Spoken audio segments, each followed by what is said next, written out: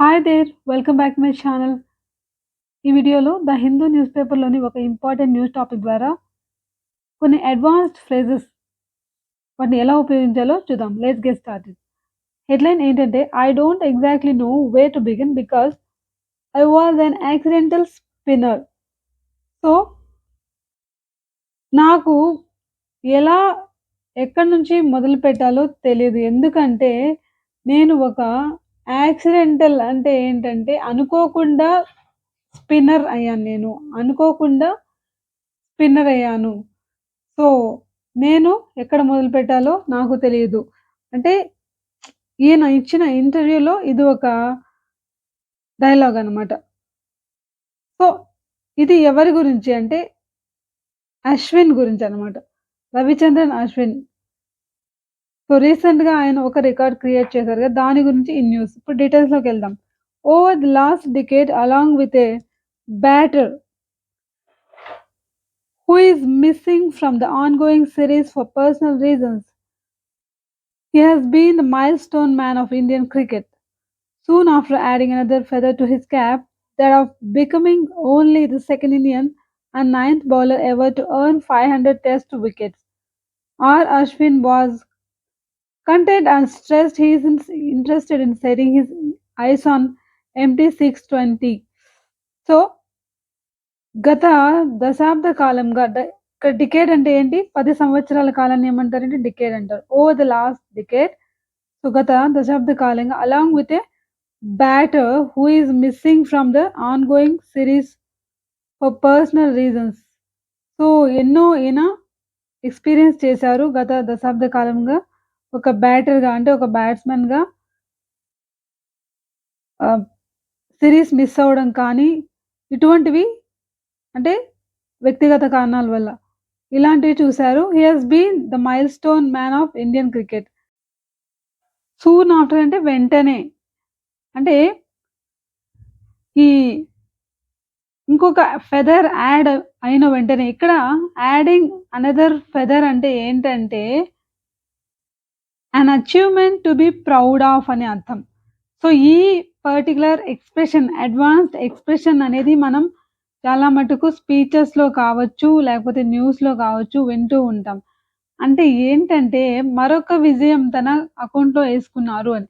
అంటే ఒక అచీవ్‌మెంట్ అనేది గొప్ప గర్వించదగ్గ అచీవ్‌మెంట్ అనేది అతని అకౌంట్‌లో వచ్చి చేరింది అని చెప్పడానికి ఈ యొక్క యాడింగ్ ఎ ఫెదర్ లేకపోతే adding another feather to one's cap అన్న ఎక్స్‌ప్రెషన్‌ని ఉపయోగిస్తూ ఉంటాం.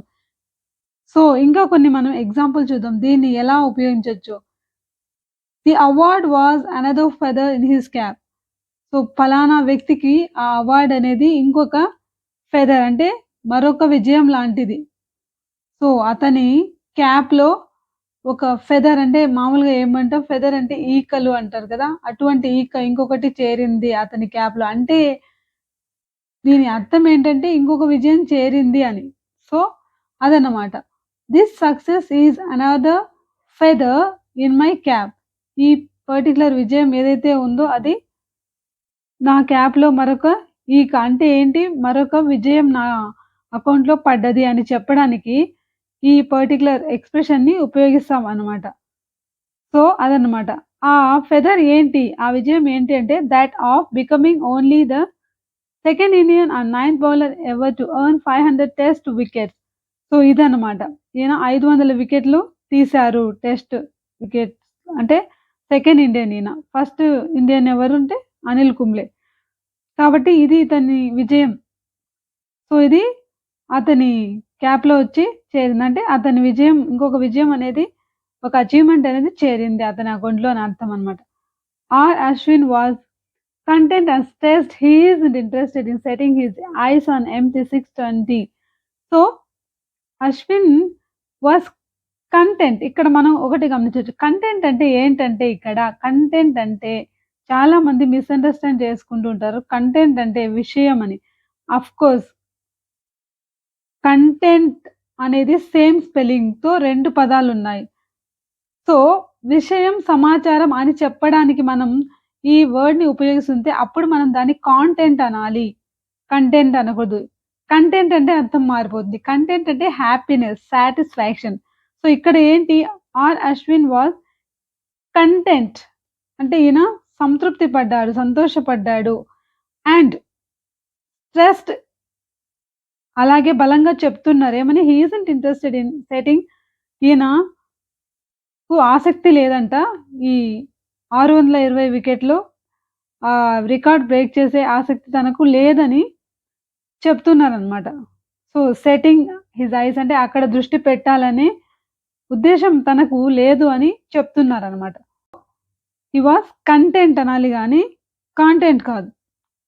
సో, హి వాస్ కంటెంట్ అంటే ఇక్కడ హి వాస్ హ్యాపీ అని. మరి మనం జనరల్‌గా చెప్తూ ఉంటాం కదా! కంటెంట్ నచ్చితే లైక్ చేయండి ఇటువంటివి. అది కంటెంట్ కాదు కాంటెంట్ అన్నమాట. So, there is no good content in that movie. ఆ మూవీలో మంచి కాంటెంట్ లేదు. అంటే మంచి విషయం లేదు అని. There is no good content in that movie లేకపోతే in that story, in that video. అంటే అందులో అంత మంచి విషయమేం లేదు అని చెప్పడానికి కాంటెంట్ అనాలి. కంటెంట్ కాదు. కంటెంట్ అంటే సంతృప్తి లేకపోతే సంతోషం అనే అర్థంతో యూజ్ చేస్తామనమాట. అది తేడా. So, next the only other bowler with more test wickets than him is Anil Kumble. So, ఈయన కాకుండా ఈయన కంటే ఎక్కువ వికెట్స్ తీసిన ఒకే ఒక బౌలర్ ఎవరంటే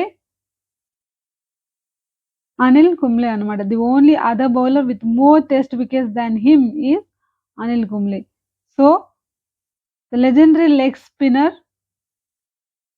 సో, ఈయన Anil Kumble the legendary leg spinner ఈయన అనమాట. ఎవరంటే Anil Kumble. So, but Ashwin is not even thinking of getting closer to Kumble's tally of 619 wickets.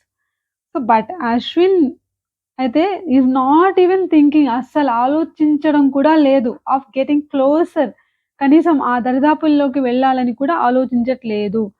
దేని దరిదాపుల్లో కంటే to Kumble's tally of 619 wickets. So, no thoughts 120 wickets అవే. ఈయన అంటున్నారనమాట.